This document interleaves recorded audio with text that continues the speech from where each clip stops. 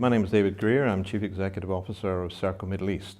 Serco Middle East has been operating in the region since 1947, and we have about 5,500 employees working across the region. And when I talk about the region, it's spanning from Iraq in the east all the way to Jeddah in the west and all the countries in between.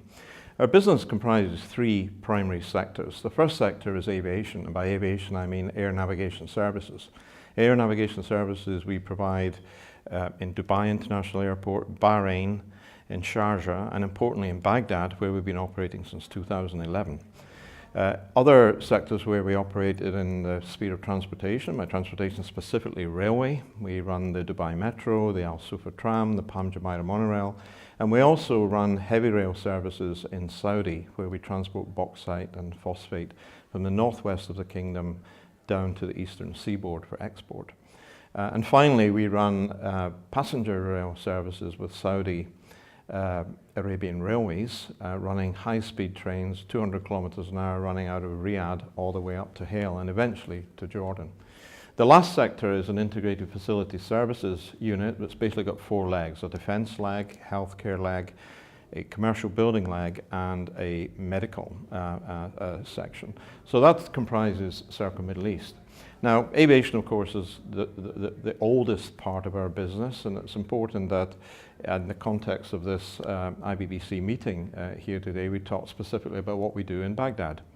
In 2011, in January 2011, we embarked on a contract, which still runs today, to provide the air navigation services to Baghdad International Airport.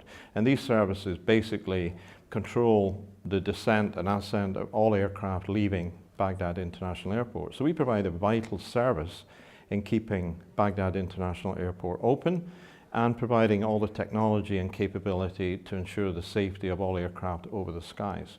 As I said, we've been doing that since 2011, and we're currently in discussion and negotiations with the Iraqi government to see how we can further expand those services. Specifically, because of the trouble in Iraq, many aircraft in the region have, up until very recently, been flying around neighboring countries and not flying over Iraq because of security concerns. Thanks to the defeat of ISIS and defeat of Daesh, with stability being restored in the country, we are now delighted to be able to offer to all the airlines in the region new air routes over Iraq. And today there are approximately 400 to 500 aircraft a month going over Iraq today. And for those who are not so familiar with the industry, every aircraft flying over a territory has to pay a tariff.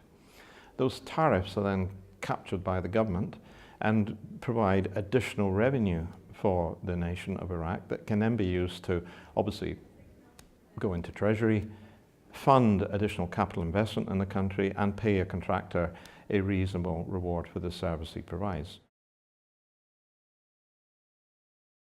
So I've been working very closely with members in IBBC for many years now, and I'm delighted to be here today because it is a wonderful gathering of people under Chatham House rules where we can share our collective experiences.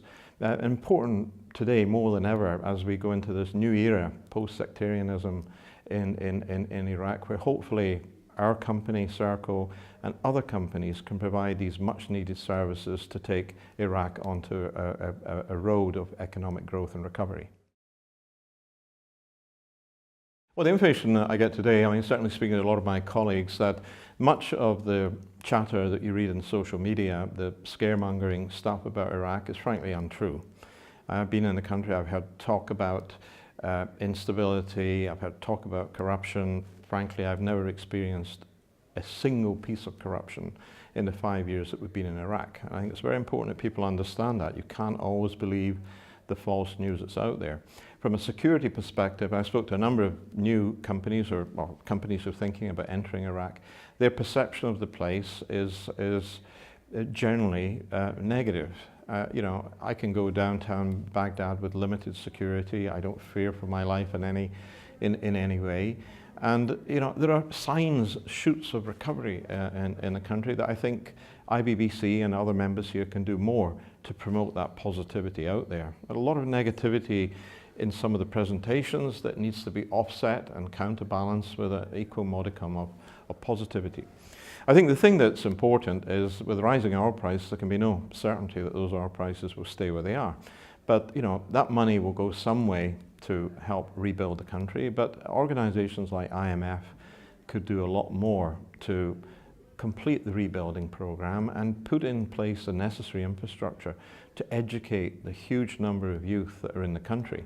I was struck by the fact that 70% of the population in Iraq today are under 30.